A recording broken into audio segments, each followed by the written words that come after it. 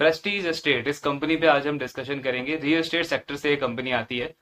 इससे पहले पर्सनली मैंने कभी रियल एस्टेट सेक्टर ट्रैक नहीं किया था। बहुत ही हाईली सिक्लिकल सेक्टर होता है ये, बहुत सारे वेरिएबल्स होते हैं। देन मैक्रो लेवल पे एक या दो चीजें भी अप डाउन होती है हमारे इकोनॉमी में, तो उसका बहुत नेगेटिव इम्पैक्ट पड़ता है इस पूरे सेक्टर के ऊपर।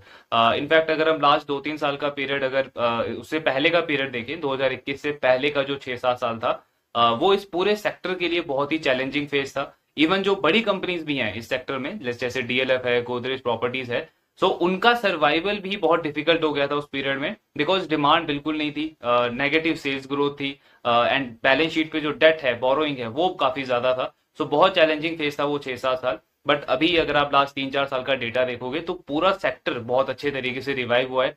ऑलमोस्ट हर एक कंपनी के बहुत अच्छे नंबर्स आ रहे हैं लगातार 2-3 साल से। 40-50% के ग्रोथ नंबर्स हर एक कंपनी डिलीवर कर रही है। हार्डली कोई ऐसी कंपनी है जिसकी पुरानी इन्वेंट्री अभी भी पड़ी हुई है। ओल्ड इन्वेंट्री सेल आउट हो चुकी है। इनफैक्ट जो नए लॉन्चेस कंपनीज कर रही है वो भी काफी तेजी से सेल आउट हो रहे हैं। इन्वेस्टर्स का, बायर्स का इंटरेस्ट काफी ज्यादा बन गया इस पूरे सेक्टर के अंदर। सो डिमांड वापस आई है, ग्रोथ वापस आई है, बैलेंस शीट भी काफी ज्यादा इंप्रूव हो गई है कंपनीज की।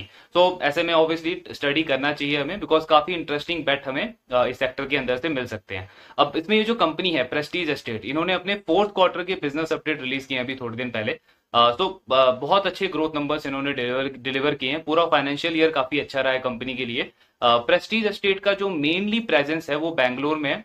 50% के आसपास रेवेन्यू उनका बैंगलोर से आता है, पहले उससे भी ज्यादा आता था, बट अभी कंपनी ने ग्रेजुअली बाकी बाकी स्टेट में भी अपना एंटर किया है। हैदराबाद में प्रेजेंस बढ़ाया है, मुंबई में, पुणे में, दिल्ली एनसीआर में उनकी एंट्री हुई है। तो थोड़ा सा उन्होंने एलोकेशन बैंगलोर से कम किया है करंटली।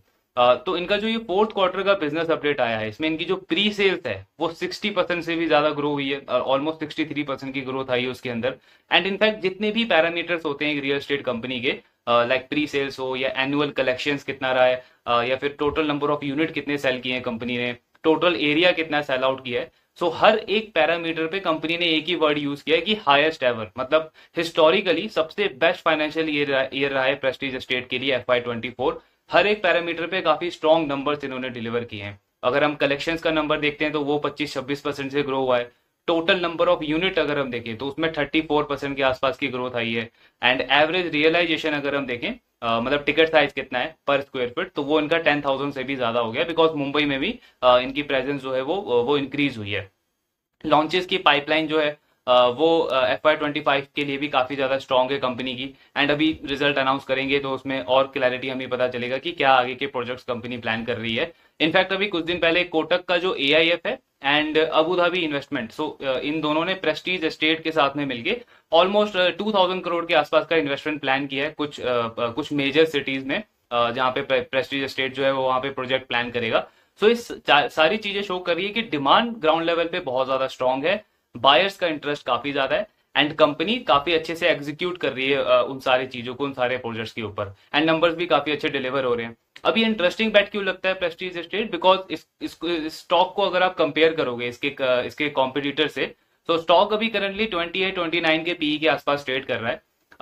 बिजनेस ग्रोथ नंबर हमने डिस्कस किया, बहुत स्ट्रॉन्ग नंबर है, 50-60% की ग्रोथ है। आगे का गाइडेंस भी जो है मैनेजमेंट का वो 20 से 25% के आसपास का है। इतना ग्रोथ ये टारगेट कर रहे हैं। बट पीई कितने पे है? 28-29। अब इसके कॉम्पिटिटर्स को अगर आप देखोगे, लाइक डीएलएफ है या गोदरेज है, सो उनका स्टॉक ऑलमोस्ट 80-90-100 के पीई पे ट्रेड कर रहा है।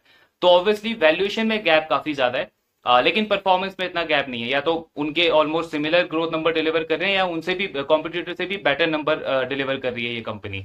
सो इसलिए ये स्टॉक काफी इंटरेस्टिंग लगता है, रडार पे रखना चाहिए, स्टडी करना चाहिए। रिजल्ट अभी आएगा तो और क्लैरिटी मिलेगी हमें इनके नंबर्स पे एंड आउटलुक के ऊपर। बट यस, स्टॉक को रडार पे जरूर हमें रखना चाहिए। बाकी बाकी कंपनी उसके भी रिजल्ट आएंगे जैसे, वो हम डिस्कस करेंगे, एनालाइज करेंगे। जो भी आपके डाउट्स हैं, do let me know in the comment box. Thank you very much.